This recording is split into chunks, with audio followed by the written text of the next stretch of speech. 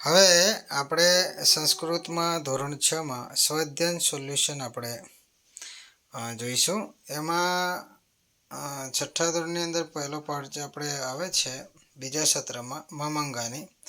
તો આ સ્વાધ્યાયન પોથીની અંદર પાના નંબર 117 ઉપર મામંગાની વિશે શીખવાનું છે.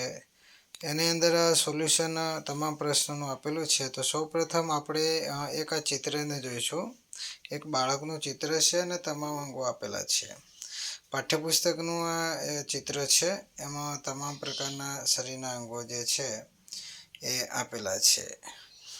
હવે અહીંયા ઓષ્ઠ એટલે કે હોઠ, જીહવા એટલે કે જીભ, કેશા એટલે બાલ, નેત્રમ એટલે આંખ, કર્ણ એટલે કાન, ગ્રીવા એટલે ગરદન, પછી મુખમ એટલે મોઢું, હસ્ત એટલે હાથ, કર એટલે હાથ, ઉદરમ એટલે પેટ, પાદહ એટલે પગ, ચરણ એટલે પગ. જો આને અંદર જોઈ લો. પ્રશ્ન એક એમ છે કે ચિત્રના આધારે યોગ્ય જોડકા જોડો. તો પહેલું જે છે જીહવા છે, જો જીભ છે. બીજાની અંદર બાલ છે એટલે કે કેસા છે. જો ત્રીજું જે છે આંખનું ચિત્ર છે એટલે કે નેત્રમ છે. ચોથું જે છે કર્ણમ છે, અને પાંચમું જે છે એ દંતા છે, અને છઠ્ઠું છે એ કર છે અથવા હસ્ત છે. તો આને આપણે કઈ રીતે જોડીશું? તો સામસામે અહીંયા આપેલા જ છે કે જીહવા પહેલા સામે ચોથું, બીજાની સામે પાંચમું, ત્રીજાની સામે છઠ્ઠું નેત્રમ, ચોથાની સામે પહેલું, પાંચમાની સામે બીજું દંતા, અને છઠ્ઠા હાથની સામે કરતલમ એટલે હથેળી. એમ આ રીતે આપણે અહીંયા આપેલા ચિત્ર મુજબ જોડી દઈશું. સરસ અને સરળ ભાષાની અંદર આપણે સમજૂતીમાં અહીંયા સમજાવું છું એ રીતે આપણે લખવાનું છે. ચિત્રો હોય અને ચિત્ર ગમે તે આની અંદર આની જગ્યાએ બીજા ચિત્રો હોય શરીરના, તો અહીંયા બ વિભાગમાં આમાં ચિત્રો હોય અને વની અંદર શબ્દો આપેલા હોય સંસ્કૃતની અંદર અંગોના નામ એ જોડવાના છે. જો આની અંદર જીહવા, તો જીહવા ક્યાં લખેલું છે એવું જોવાનું. તો પહેલું જે છે અને આમાં જોવાનું જીહવા શબ્દ તૈયાર કરવાના. બીજું જે છે એ મુખમ નથી, બાલ છે. બાલ એટલે કે વાળ, વાળને સંસ્કૃતમાં કેશાહ કહેવાય. ત્રીજું જે છે આંખ આપેલી છે એટલે આંખને શું કહેવાય? તો નેત્રમ. તો નેત્રમ જ્યાં દેખાય ત્યાં એની સામે જોડી દેવાનું. પછી ચોથું જો કર્ણ એટલે કે કાન જે છે એ કર્ણ કહેવાય. અને પાંચમું જે છે એ દંતા એટલે દાંત, અને છઠ્ઠું છે કરતલમ.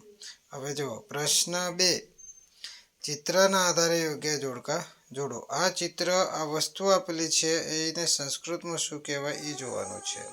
પહેલો સાબુ છે તો સાબુને ફેનકમ કહેવાય ખાસ. આ દાંતીઓ છે તો દાંતીઓને શું કહેવાય? દાંતીઓ એટલે કાંસકી.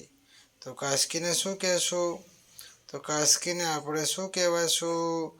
તો કડકતમ એટલે કડકતમ. અને બ્રશ છે તો બ્રશને શું કહેશું? તો બ્રશને આપણે અહીં જોવાનું દંતા કૂચ, દંતા કૃચ. બરાબર. હવે તેલ જે છે તો કેશ તેલમ, અને ટૂથપેસ્ટ છે અંદર. તો પાંચમું જુઓ તો એ ક્યાં લખેલું છે? તો દંત ફેનહ. ખ્યાલ આવી ગયો? અહીં જોડકા જોડ્યા છે. જોડકા એ રીતે આપણે જોડી દેવાના. પ્રશ્ન 2, ચિત્રના આધારે યોગ્ય જોડકા જોડો. ફેનકમ એટલે સાબુ, દંતકુર્ચ એટલે કે બ્રશ, દંત કુર્ચય એટલે બ્રશ, પછી કડકતમ એટલે કે કાંસકી અથવા દાંતીઓ, પછી તેલ જે છે એ કેશ તૈલમ, અને ટૂથપેસ્ટ છે એ દંત ફેન,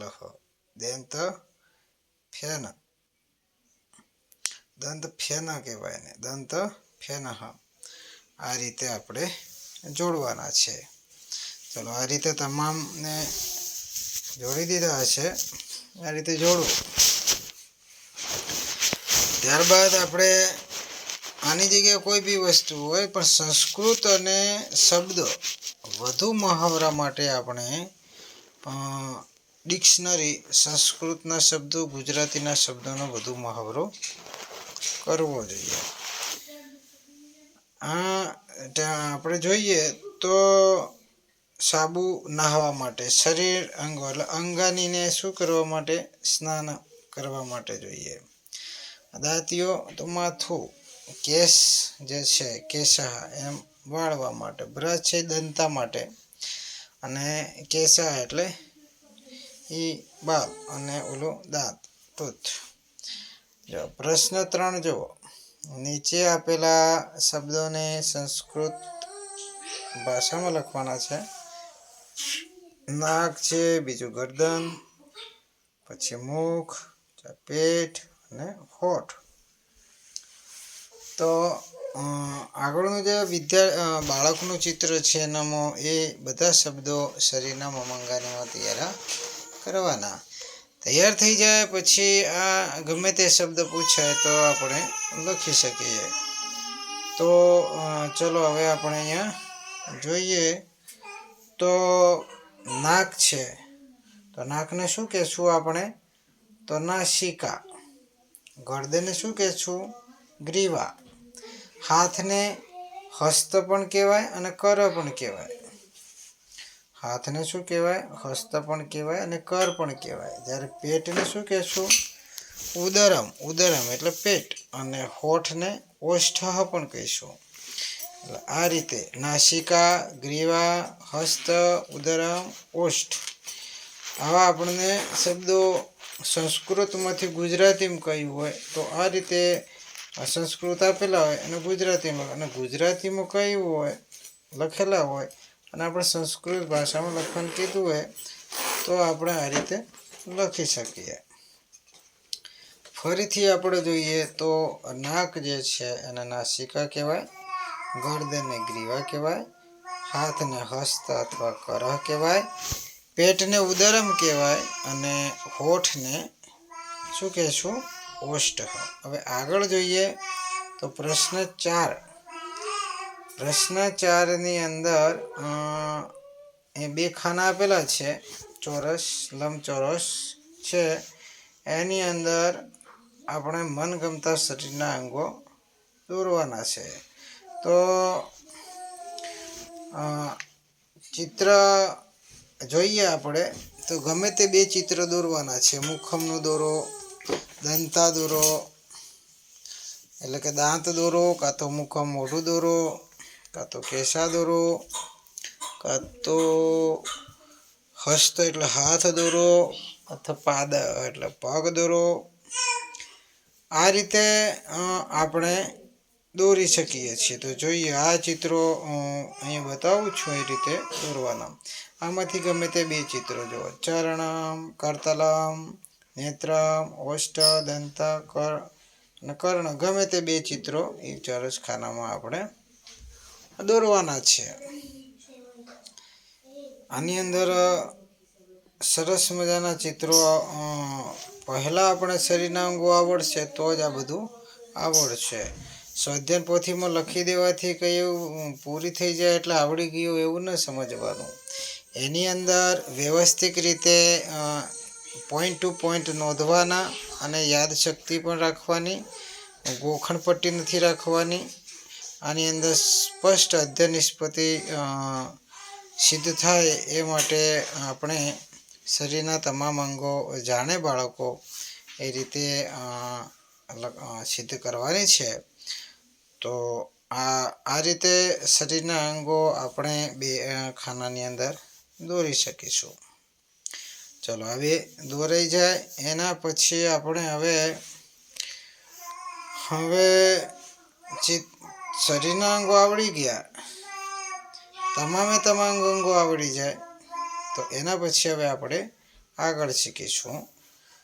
તો પ્રશ્ન 5 જે છે, પ્રશ્ન 5 શું કહે છે કે તમારા શિક્ષક બોલે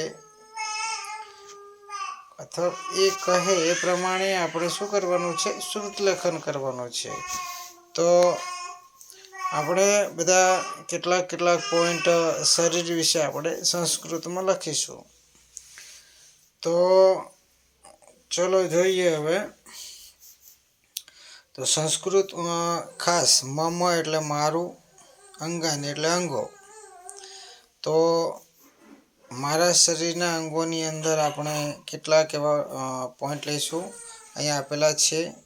તો તમારા શિક્ષક બોલે તે પ્રમાણે શ્રુતલેખન કરો. એટલે જો એતે મમ હસ્તા, આ મારો હાથ છે. એતે મમ પાદા, આ મારો પગ છે. એતે મમ કર્ણા, આ મારા કાન છે. એત મમ નેત્રમ, આ મારી આંખ છે. એતત મમ ઉદરમ, આ મારું પેટ છે. એતત મમ મુખમ, આ મારું મોઢું છે. એતે મમ દંતા. નમસ્તુ અસ્તુ.